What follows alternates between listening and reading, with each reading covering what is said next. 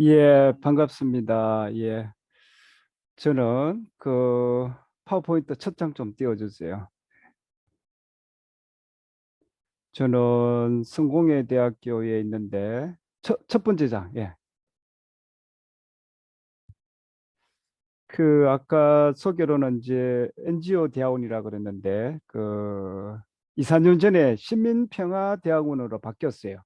이게 이제 경희대학교는 NGO 대학원을 제가 만들었는데 그게 한 10년 전에 공공대학원으로 바뀌었고 마지막으로 또 성공회대학교도 바뀌었는데 이게 한국 시민 사회의 전환기를 대변한다고 할 수 있어요. 예, 제가 나중에 그런 사례를 들겠습니다만은 그다음에 지난주에는 이제 여러분 주민자치, 주민운동 조금 이제 주민이라는 게 주로 지역 단위에서 일어나는 이제 소규모의 운동, 특히 불뿌리 운동을 지칭하는데 오늘은 조금 범위를 넓혀서 이제 시민사회, 시민운동에 대해서 이야기하고 그다음에 이제 한국이 지금 굉장히 좀 뭐랄까 하여튼 여기 오늘 모이신 분들 뭐 방금 이야기했습니다만은 제가 볼 때는 아 여러분들이 스페셜한 사람이에요. 그러니까 제가 성공회대학교 학생들한테도 이야기하지만 여러분들이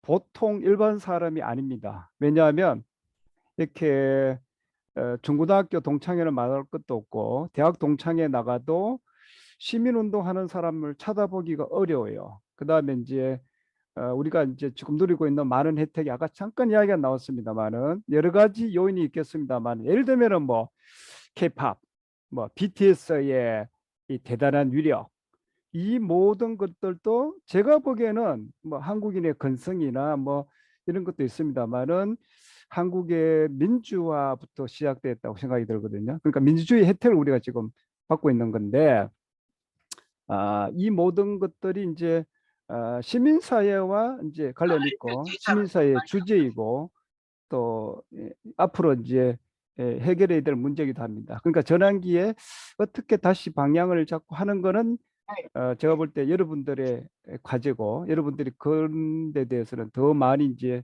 특히 지역사회에서 고민했기 때문에 오늘은 시민사회 전반에 대해서 이야기하고 특히 성공회대학 학생들이 저들 같이 이렇게 수업 시간에 토론하고 하면 굉장히 고민을 많이 하고 있어요. 개인 실존에 대해서 고민을 많이 하고 있어요. 그래서 이제 그것과 연결해서 좀 이야기하고 전반부의 시민사회의 등장부터 쇠퇴까지 또 역사성에 대해서는 아마 김해몽 선생님 정도면 이제 이해를 할 수 있어요. 근데 이제 지금 한 40대 전후 되신 분들은 경실련 초창기의 그 상황을 잘 이해를 못할 텐데 그런 역사적 이야기를 쭉 하겠습니다. 예, 다음 페이지.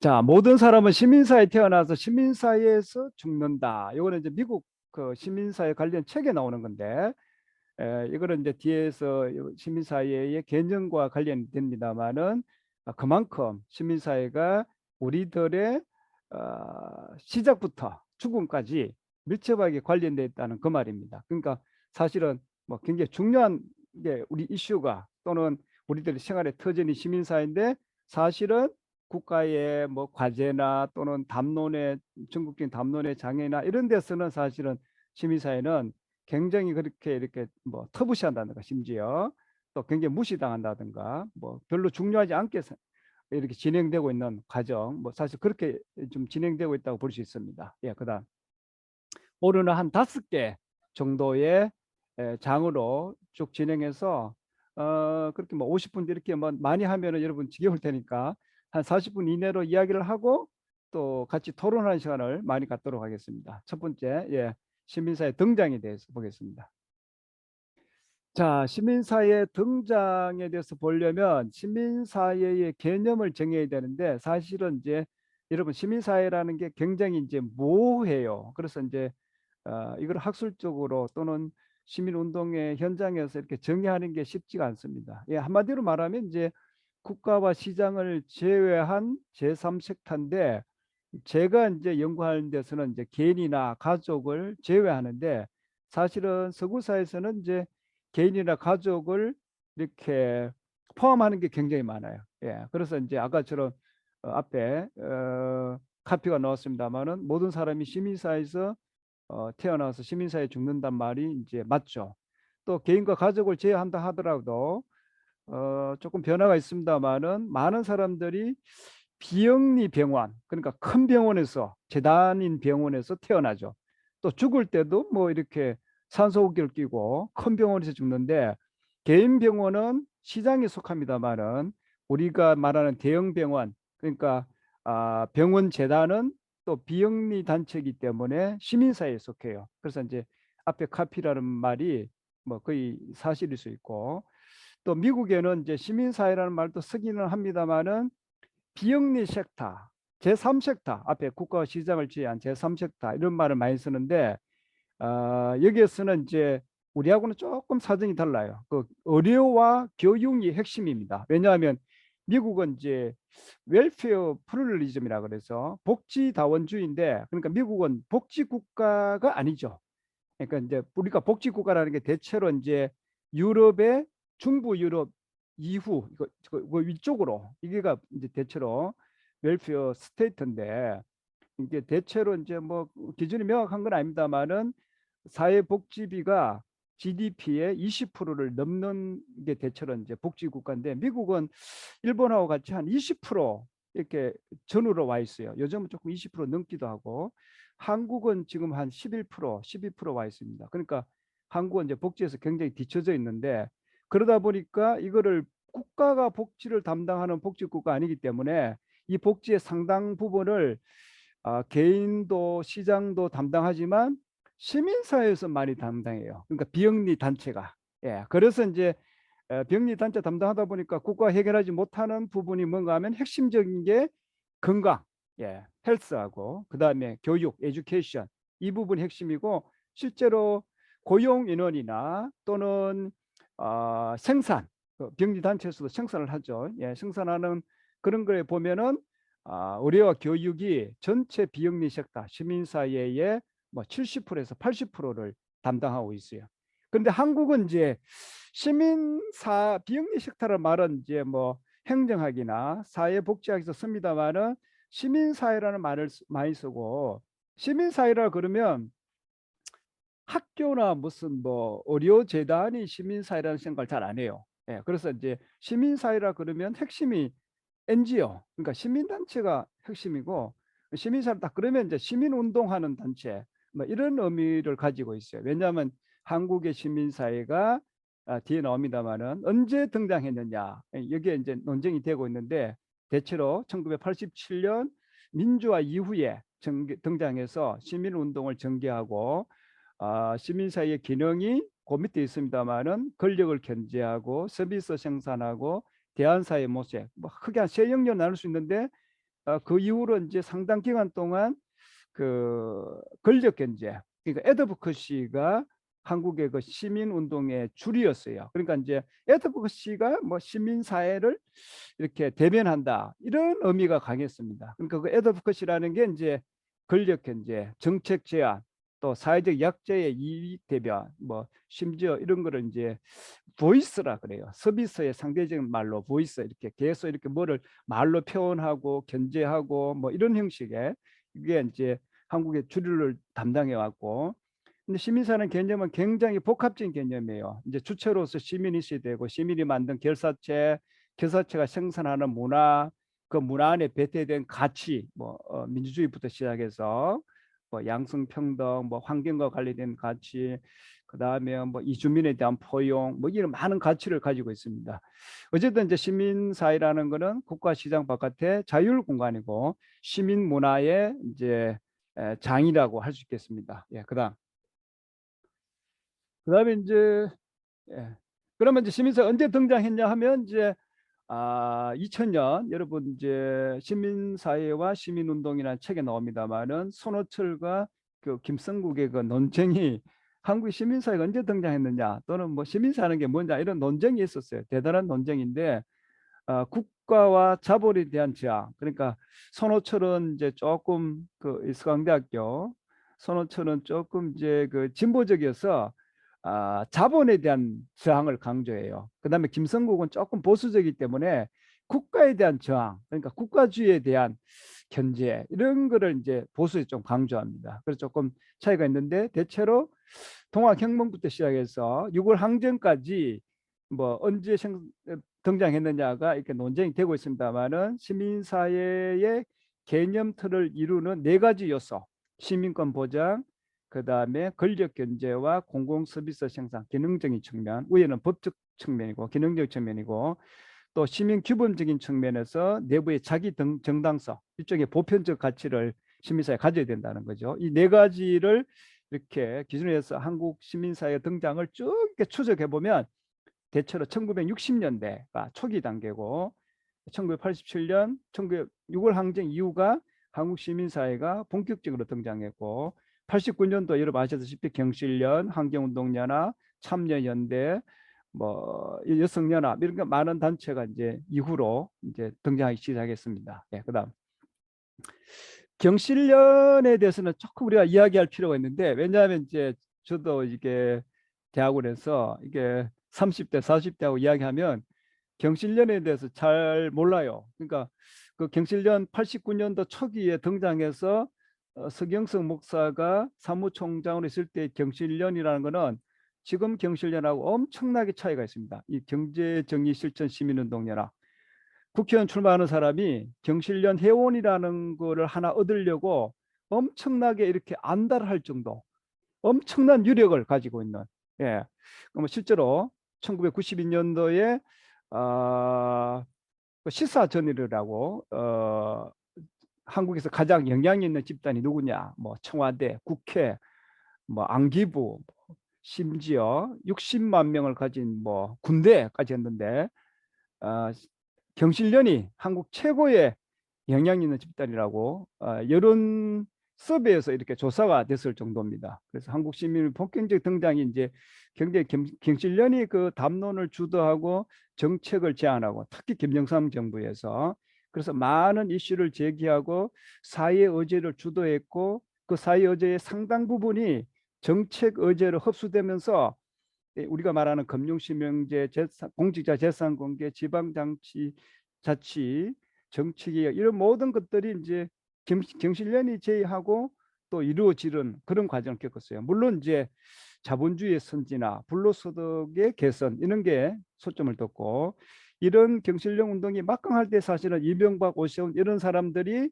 그 미래의 정치가로서의 경력을 위해서 제가 볼 때는 거의 의도적으로 환경운동에 이렇게 참여해서 경력을 쌓을 정도로였어요. 실제 이런 사람들이 그렇게 조금 보수적인 합니다만은 환경운동에 참여하게 됐고, 어쨌든 90년대에 그 시민운동은 이슈를 제기해서 담론을 형성하고 대안을 제시하는 능력도 뛰어났어요. 예, 실제로 이게 TV 나와서 여러분 같은 그 시민운동가가 예를 들면 국방에 대해서 이렇게 토론한다. 그러면 시민운동가가 나와서 토론하는데 국방 전문가나 이런 사람들보다 더 뭐 전혀 밀리지 않는 그런 토론을 제가 직접 본 적이 있습니다.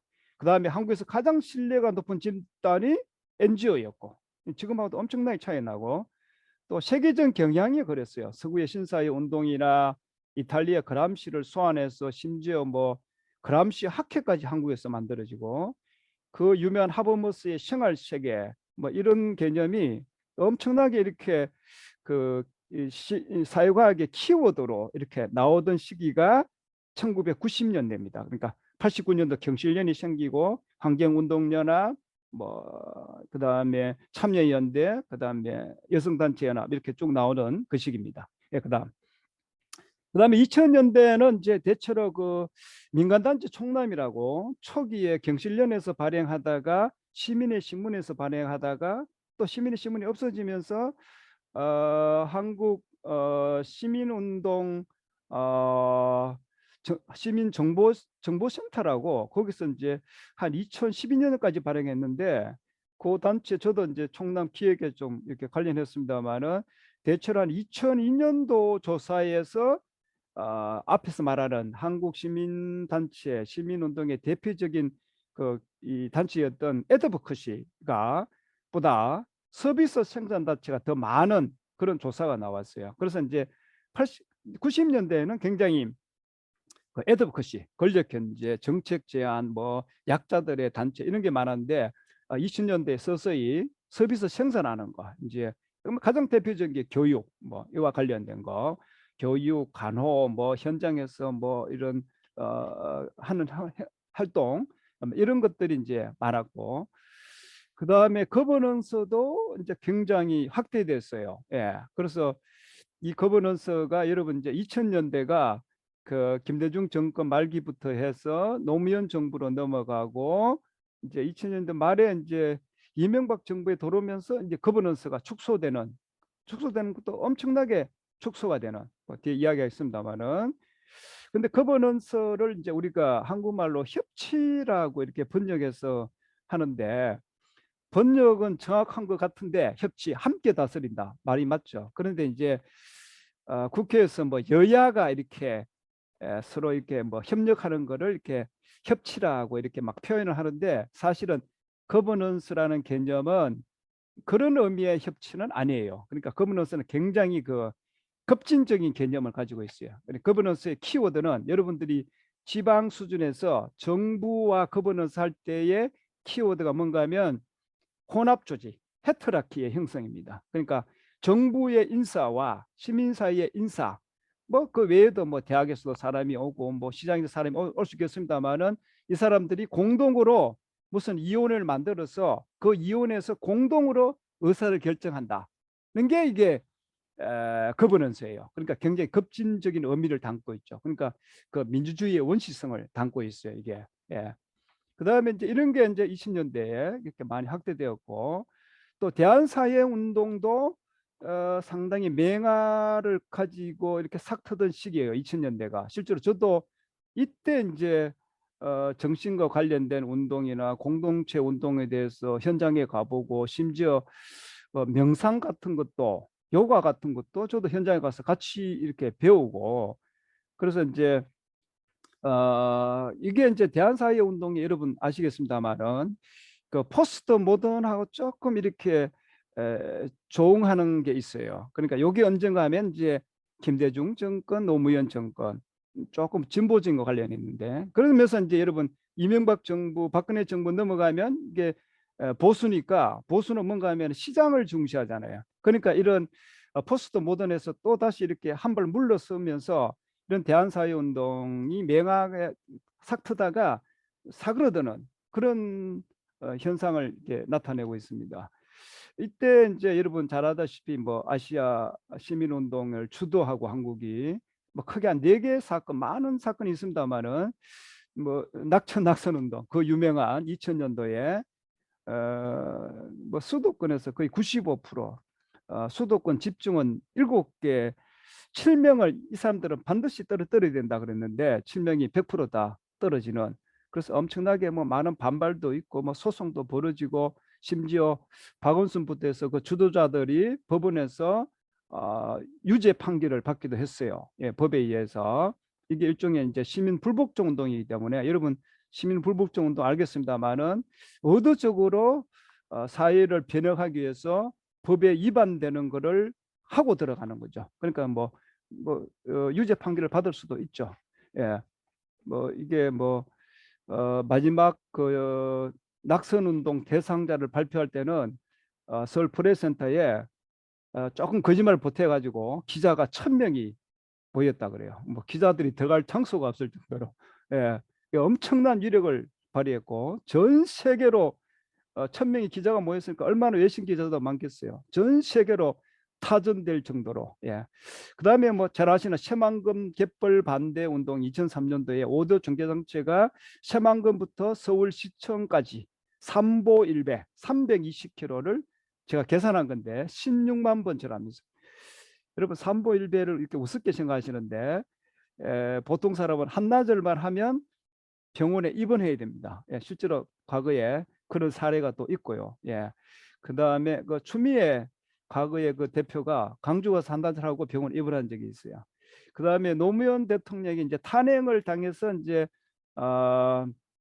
헌법위원회에서 이제 이렇게 최종 판결할 때까지 전국에 걸쳐서 엄청나게 시위가 벌어졌고 이것 때문에 그 전에는 이 진보 정당이 한 번도 과반수를 차지한 적이 없어요. 근데 이제 이를 계기로 진보 국회가 국회 진보 정당이 과반수를 넘게 되는, 그러니까 완전히 그 이후에 그 총선에서 뒤집혀진 거죠. 그 다음에 이제 여러분 진울 스님의 그 유명한 백일 단식 천승산 터널 반대, 이때가 노무현 정권인데 노무현 정부가 결국은 그 지율 스님한테 쉬운 말로 하면 항복을 한 거죠. 예, 그래서 이제 천승산 터널을 중지를 하고, 그 중지해서 다시 시작하는 데가 한 3천억 원 비용이 더 들어간대요. 그래서 다시 이제 환경 조사를 하고 6개월 후에 다시 이제 시작하긴 했습니다만은 어쨌든 그 지율 스님의 백일 단식이 이제 효과를 발휘해서 정부가 받아들일 수밖에 없는 그런 상황이 되었습니다. 예, 그다음에 이제 2010년도 이후의 상황은 조금 다른데, 이제 대체 이제 2010년 전후로 보면은 이제 우리가 시민단체 참가 인원이 우리나라가 5천만 명인데 제가 복수 참여를 고려하면 한 1,000만 명 정도 된다고 봅니다. 그러니까 이제 복수 참여를 한 거지만 5명 중에 1명은 뭐 시민단체 회원이다. 왜냐하면 새마을 운동이 이제 뭐 100만 명이 넘는다고 하니까요. 예. 그다음에 NGO 대학원이 3개가 있는데 이게 전 세계에 이렇게 NGO 대학원이 3개 있는 나라가 없어요. 학회가 2개가 있고 NGO 신문이 3개가 있었어요. 제가 1990년대 그다음에 2000년대 2번 일본 시민사회를 방문해 가지고 활동가들을 만났는데 한국에서 NGO 신문이 3개 있다니까 일본 활동가들이 깜짝 놀랐어요. 예, 아우, 그 한 개도 아니고 자기들은 신문이 없는데 신문이 3개가 있냐 그러면서, 예, 엔조 신뢰도도 조직 중 1위였고 자원봉사 기부금이 1990년 80년대는 거의 뭐 1인당 한국의 기부금이 조사된 게 그때 뭐 4천 원 5천 원 그랬어요. 그러다가 2010년도 전후에 15만 원 16만 원 20만 원까지 갔거든요. 자원봉사도 그렇고. 근데 이제 그 이후로 좀 이렇게 침체되는 경향 뒤에 이야기하겠습니다만은, 어쨌든 이제 시민사회 엔저가 필요한 게 당연히 우리가 민주화 이후에 시민사회가 등장하면서 국가 뭐 시장의 자본도 마찬가지로 견제해야 되고, 또 2000년대에 굉장히 여러분 그 세계화 반대, 이 담론에 대한 반대가 전 세계적으로 시민사회에서 일어났었고 한국에서도 마찬가지예요. 여러분 잘 아시다시피 노무현 정권 때 그 이라크 파병 반대 이런 게 굉장히 격렬했습니다. 세계 평화를 주도했고 미국의 이라크 침략을 반대하는 행위가 제일 마지막에는 아마 그 당시 상 아는 사람 아는데 뭐 전쟁이 미국이 곧 쳐들어온다고 하는 그 이라크의 핵심에 세계 시민 운동가들이 모여서 막 시위를 하고, 그러니까 이제 여기 우리 많은 세계 사람들이 와 있으니까 침략하지 말라는 거죠. 그 다음에 최고 마지막 피크 때는 전 세계의 1,000만 명이 거리에 나와서 미국의 2002년도 미라크 침략을 반대한다. 뭐 이런 운동이 벌어졌어요, 실제로. 예. 세계화 그 담론에 세계화 주도가 선진국인데 그걸 반대하는 거고, 당연히 이제 우리들의 생활의 질과 관련된 것도 굉장히 시민사회 밀접하게 관련됐습니다. 인간 간의 교류, 문화생활, 심지어 자녀를 어떻게 키울 건가 이런 교육도 밀접한 관련이 돼 있고, 그다음에 대한사회운동에서 뭐 영성을 발현한다 이런 것도 이제 사실 시민사회 밀접한 관련이 있죠. 예, 그다음 이제 이런 시민사회가 여러분 이제 2010년도를 전후해서 지금까지 굉장히 이제 쇠퇴를 하고 있습니다. 여러분 아시다시피 이제 2000년 총선 시민연대 활동할 때 그때도 주도권에서도 이제 뭐 절반의 성공이다 이런 말이 사실 나돌았어요. 뭐 한 6대 4 정도로 6은 성공이지만 4는 또 어떤 실패의 그림자가 있다. 왜냐하면 보수권이 굉장히 반발하고, 그러니까 보수 정치권, 보수 단체, 보수 언론이 일종의 카르텔 같은 걸 만들어서 엄청나게 반발하고 결속하면서 이 노무현 정권 말기 때 보수 단체가 엄청나게 증가했습니다. 여러분 아시겠습니다만은 노무현 대통령이 그 정권 후반기에 일종의 그 지지율이 내려가고 정권의 정당성에 그래서 굉장히 그 시달렸어요. 예, 엄청나게 시달렸죠. 이게 이제 그 총선 시민연대 이후에 그 많은 그 이 보수 카르텔이 노무현 정권을 공격하고 보수 당제 증가하면서 그 전까지는 한국의 시민사회라고 하면 당연히 이게 진보 단체가 주도하고 또 진보 시민 단체가 뭐 시민사회를 대변한다 이랬는데 이 노무현 정권부터 해서 이제 보수 진보가 균형을 이뤄가고 요즘 뭐 광화문에서 뭐 여러분 뭐 시위를 하고 뭐 담론을 막 형성하고 이런 거는 지금 거의 뭐 보수 단체가 주도하는 것 같아요. 예. 요즘 뭐 조금 뭐 진보 단체가 뭐 윤석열 정부에 대해서 좀 비판하긴 하지만 그다음에 이제 2007년 이명박 정부의 등장이 또 이렇게 아까 그분은 세태와 관련이 있는데 시민단체를 억압해서 뭐 시민단체를 조사하고 뭐 수색하고 그래서 일부가 또 감옥에 갔어요. 또 예, 뭐 최열 사무총장 같은 사람이 그분은 또 쇠퇴하고 지방 정부는 이제 노무현 등장 정부 이후에 이명박 정부였기 때문에 지방 정부는 그때도 이명박 정부 때도 대체로 보수 정당이 지방 정부를 이렇게 운영하고 있었어요. 선거에서 이겼기 때문에 과거에. 그런데도 이제 전국적인 담론이 이런 시민단체에 대해서 굉장히 이렇게 뭐 비판하고 터부시하기 때문에 지방 정부도 동조화되는 일종의 뭐 여론이 그렇게 형성되는 거죠. 그래서 이제 분위기가 쇠퇴하면서 시민단체 참여, 신뢰, 영향력이 쇠퇴하고 NGO 연구 수강자도 쇠퇴하고 성공회 대학교 사례를 보면은 대학원이 이제 뭐 개명되고 연계 전공 학부에 연계 전공이 있었는데 이게 뭐 서서히 수강자 거의 없어서 지금은 뭐 거의 연계 전공이 없어졌어요. 대학원이 이제 처음에 2000년쯤에 대학원이 생길 때 75명의 입학 정원을 받았는데 한 50명 들어왔어요. 근데 지금 NGO 학과는 NGO 관련된 대학원생은 뭐 한 자리 숫자로 지금 내려갔습니다. 예, 그다음 이렇게 하면은 시간이 모자랄 것 같은데, 예, 쇠퇴 원인은 여러분 뭐 보수 정권의 등장, 뭐 시장 중시하고 원래 이제 보수라는 게 이론적으로 보면은 반드시 앞에서 제가 그 김성구하고 손호철 이야기했습니다만은 원래 보수의 이념이 시장을 중시하기도 하지만 그 국가 권력에 대해서 굉장히 견제를 하죠. 그러니까 국가 권력으로부터 개인의 자유를 존중하는 게 보수의 이념인데 보수가 사실은 시민사회하고도 굉장히 친화적이죠. 근데 한국에서는 그 민주화 등장 이후부터 해서 뭐 시민사회하고 보수는 이렇게 친화적이지 못한 또 굉장히 시민사회를 왜곡적으로 바라보고 심지어 보수단체가 시민운동을 전개하는 게 조금 왜곡된 형태로 진행되는 그 이상한 역사성을 지니고 있습니다. 한국이. 또 공공 시스템에 의해서 문제를 해결한다. 일종의 이제 국가주의인데 이거는 진보 보수뿐만 아니라 진보에서조차도 이런 걸 제가 문재인 정부에서 상당히 많이 봤습니다. 많은 것을 시민사회를 통해서 시민사회와 거버넌스를 통해서 문제를 해결하는 게 아니고 국가를 통해서 문제를 해결한다. 그거는 저는 굉장히 위험하다 생각해요. 소위 말하는 거대한 정부, 거대한 국가가 탄생하는 문제가 있고 국가를 통해서 문제 해결이 불가능합니다. 그 다음에 문제 해결이 가능한 것도 비효율적입니다. 관료를 통해서 미시적인 문제를 해결한다는 것은 바람직하지도 않아요. 예, 이게 이제 진보와 보수의 동시에 나타나는 현상이고 또 한국의 어떤 독특한 현상이기도 해요.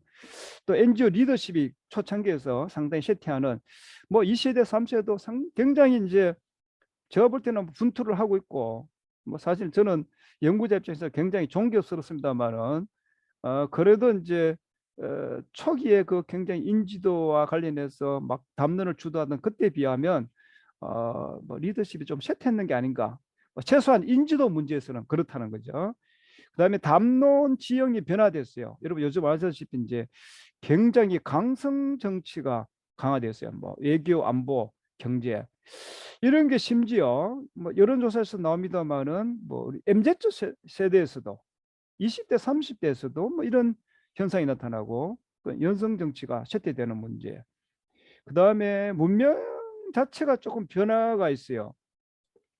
한국에는 그 우리가 미완의 근대라 그러는데 미완의 근대이기도 하지만 이 근대성의 가치 이런 것들이 굉장히 좀 예를 들면 물질주의 이런 문제에 있어서는 뭐 빠른 성장, 뭐 경제적 효율, 그다음에 돈을 벌어서 뭐 성공한다, 뭐 이런 점에서는 제가 볼 때는 전 세계에서 중국하고 한국이 가장 강한 것 같아요. 예, 그러니까 과도한 근대성이 우리를 지배하고 있는데 이걸 사람들이 이제 인식을 잘 못한다는 거죠. 그러니까 우리들의 일상생활은 굉장히 건조하고 모던한 방식으로 되풀이되고 있고, 물신주의가 너무 강하고, 또 국가주의도 은연중에 굉장히 강합니다. 그 다음에 개인주의는 이제 근대성의 중요한 핵심적인 것도 이기도 하지만, 다른 한편으로는 이제 개인이 파편화돼서 SNS를 통해서, 원래 이제 민주주의를 통해서 개인의 힘이 정대한 건데 지금은 SNS가 들어오면서 굉장히 개인의 힘이 정대하면서 뭐를 시민사회 내에서 조직과 연대를 통해서, 뭐 심지어 공론장 이런 게 아니고 개인이 이제 직접적으로 자신의 의견을 표출하고, 그걸 통해서 조금 SNS 이제 공론이 만들어지고, 심지어 그걸 통해서 정부의 정책이 변화되고 정책 의제가 생산되는 이런 일종의 디지털 혁명이죠. 예, 뭐 이런 게 와 있고, 예, 그다음 뭐 발전 방안은 여러분 이제 뭐 다 아시겠죠. 뭐 재정의 부족부터 해서 뭐 시민 참여 부족, 중앙 집중화, 너무 서울에 집중돼 있다는 거죠. 내부의 민주화, 비전의 부족. 요거는 재정의 부족하고 시민 참여 부족은 1999년도 서울 NGO 대회에서 제가 전 세계 256명을 대상으로 섭외를 직접 했어요. 현장에서 했는데 한국뿐만 아니라 다른 나라에서도 똑같은 이런 고민을 사실 하고 있다는 것을 제가 봤고, 또 그게 이제 논문으로 나와 있습니다. 발전 방안은 이제 제가 제일 중요한 거는 정부의 정치가들이, 정부를 운영하는 사람들이 시민사회라는 게 뭐고, 국가를 운영하는데 시민사회가 왜 필요하고, 시민사회를 통해서 문제를 해결하고, 심지어 인간의 삶의 질이 시민사회와 밀접한 관련이 있다는 것을 인지를 하고, 그걸 정책적으로 반영하는 게 제가 볼 때는 가장 중요한 것 같아요. 예.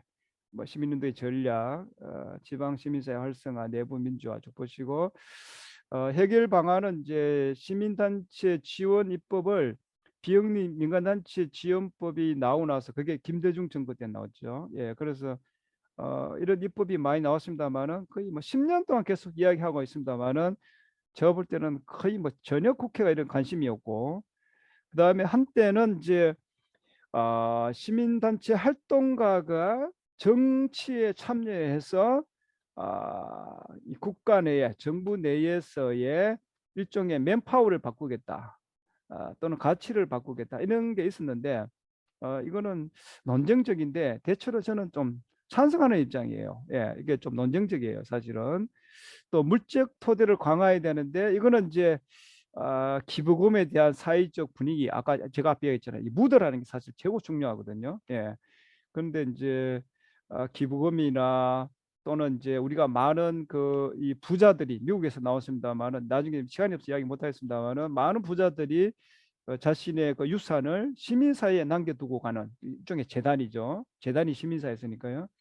예, 그런 건데 한국은 사실 아직 그런 사회적 분위기가 또는 역사가 되지 않았고, 좀 장기적 과제고, 지방 풀뿌리를 강화해야 되는데, 이게 이제 거버넌스나 지방 내의 어떤 미시적인 생활 가치를 중시해야 되는데, 이런 것들도 사실은 뭐 여러분들은 잘 알고 있습니다만은 일상적으로 이렇게 많은 사람들이 인지를 못하고 있는, 예, 그런 사회입니다. 예, 그다음.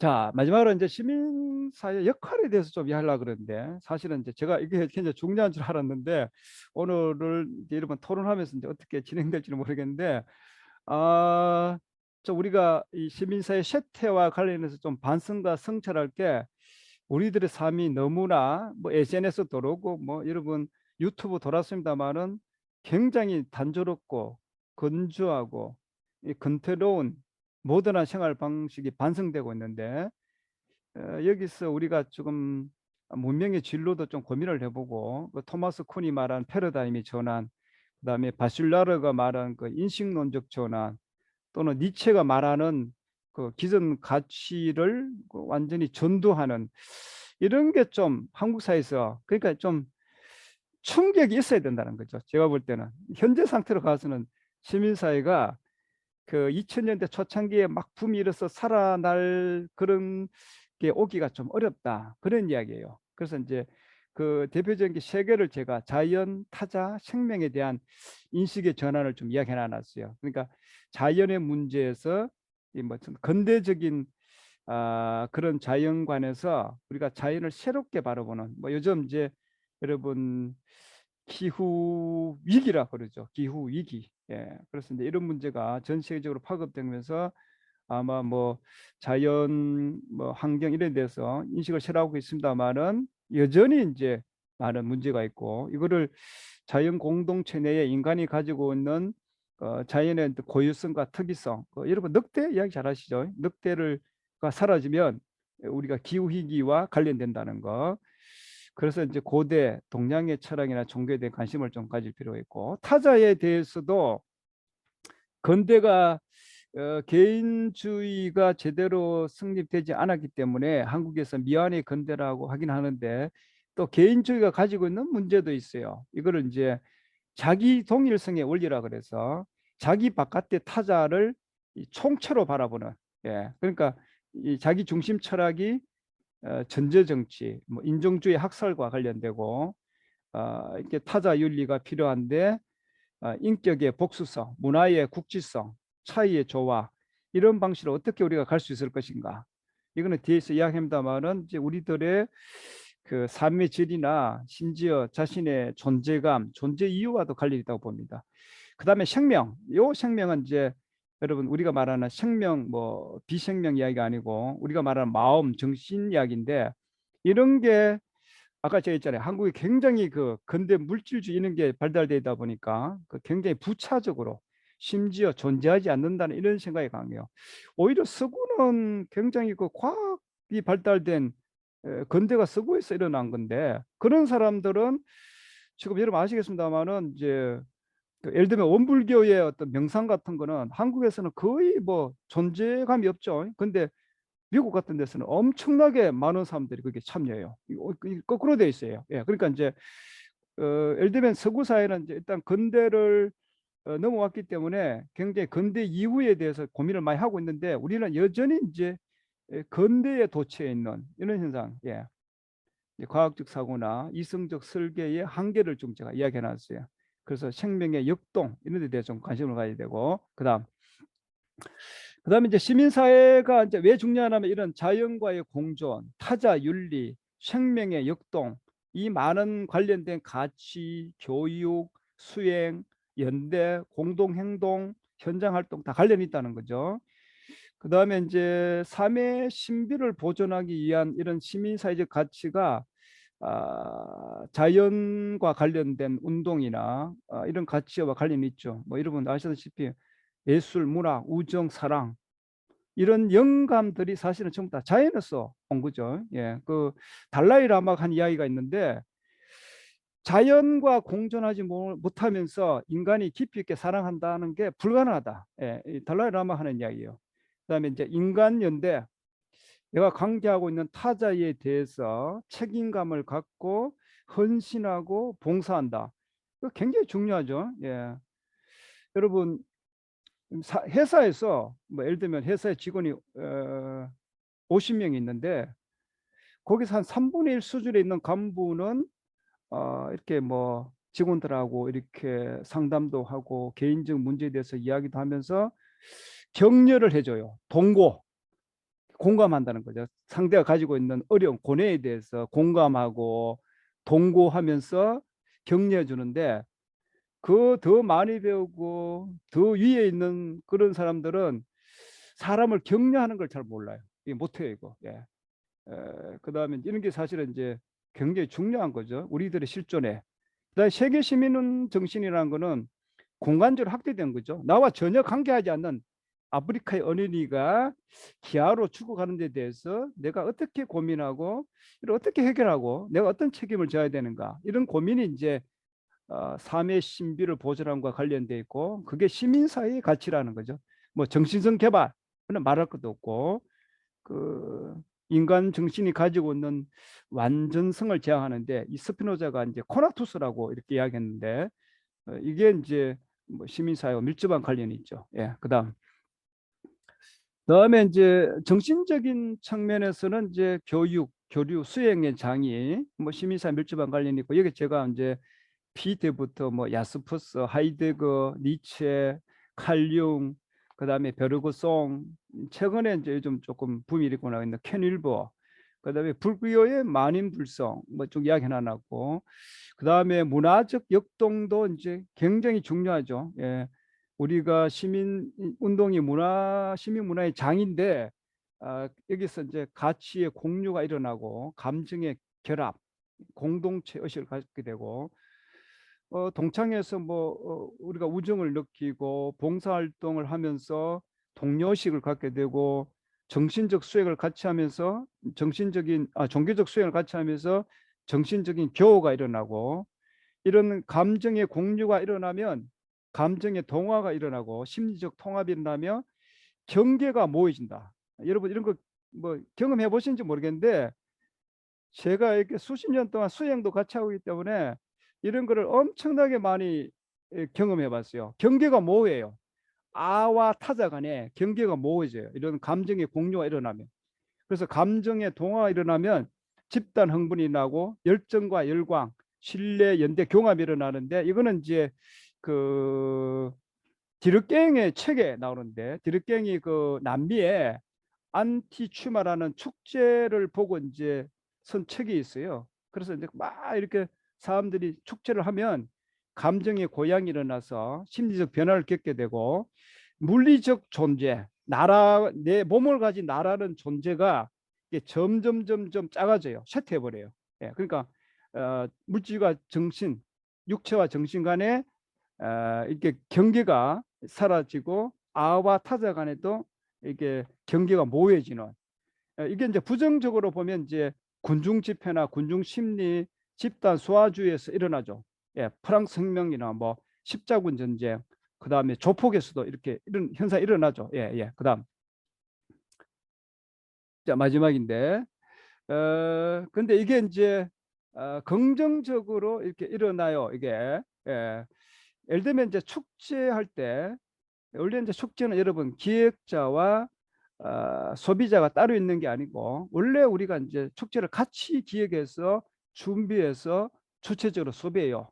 같이 음식을 먹고 대화를 하고 음악을 노래를 부르고 춤을 추고 이런 과정에서 이런 이제 감정의 고양이나 감정의 동화가 일어나고 장례식도 마찬가지예요. 실제로 여러분 노무현 대통령의 장례식 때 이런 현상을 여러분 본 적이 있는지 모르겠는데 일어나고 이거는 뭐 굳이 노무현 정부 때만 아니고 박정희가 죽었을 때 또 그 현장에 참여한 사람들의 이야기를 들으면 지금 이런적으로 이런 현상이 일어나요.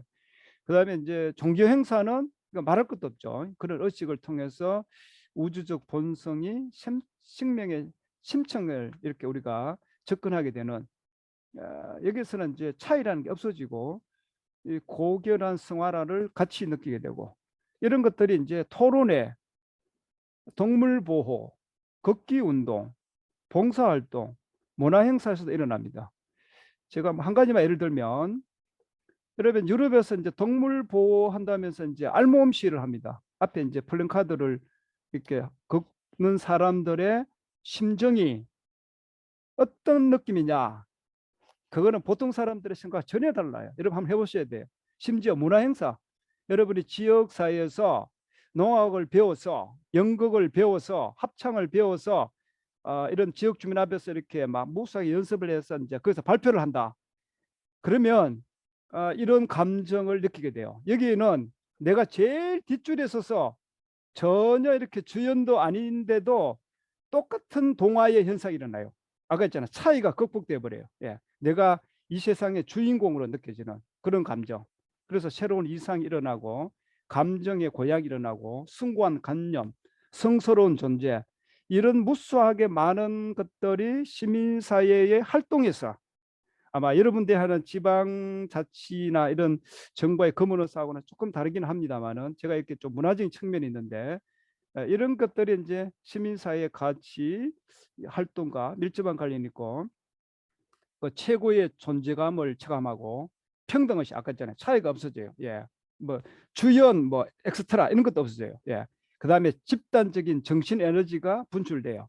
그 우리가 이렇게 합창을 연습해서 더 합창을 이렇게 잘 하려 그러면 방법이 뭐죠? 예, 이게 모든 운동하고도 관련이 있습니다만은 전쟁도 마찬가지고 각자가 최대한 그 에너지를 분출시켜서 열심히 하면은 전체 합창이 잘 돼요. 그렇죠? 근데 그게 이제 시장에서 경쟁이나 이런 데서는 잘 안 되죠. 국가에서도 잘 안 되죠. 관료제가. 근데 이제 이게 시민사회 내에서 이렇게 분출을 하게 되면 이게 가능해져요. 자기가 내가 최선을 다해야 되겠다. 이런 게 각자 가지면서 전체 조화가 이렇게 일어나서 최대한의 이렇게 성과가 나타나는 이런 현상. 저는 이런 걸 무수하게 경험했기 때문에, 그래서 일종의 이게 정신 착란인데 디르갱이 이게 파지티브 딜렐리움이라 그래서 일종의 긍정적인 착란이죠.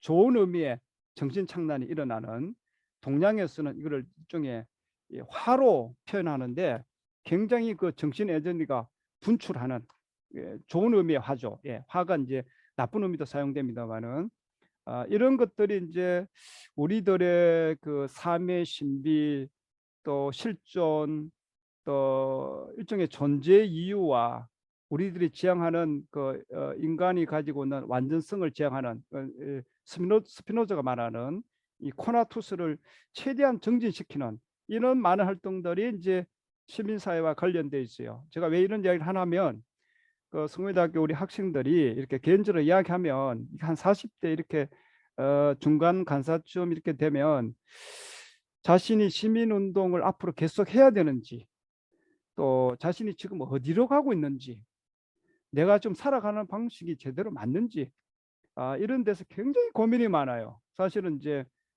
모든 사람들이 이런 고민을 가지고 있죠. 예, 또 끊임없이 뭐 공부를 하고 자기 삶을 다스리기 위해서, 그러니까 아름다운 삶을 지향하고 그게 고민을 가진 사람들은 이런 고민이 많죠. 예, 이런 고민이 많죠. 예, 그거는 뭐 20대, 30대도 마찬가지고 50대, 60대도 사실 마찬가지. 아마 뭐 90, 100살 돼도 뭐 똑같은 고민을 하고 있겠죠. 고민한다는 거는 이제 결국 아름다운 삶을 위해서 끊임없이 노력하는 거니까, 그게 이제 많은 것들이 시민사회 활동과 관련돼 있어요. 실제로 저도 이렇게 동창회 가서 이렇게 쭉 이야기하는 걸 들어보면 사실 이런 사람들이 이런 데서 크게 생각이 없어요. 예, 생각이 없어요. 그래서 이제 그만큼 시민사회가 중요하다는 것을 말씀을 드립니다.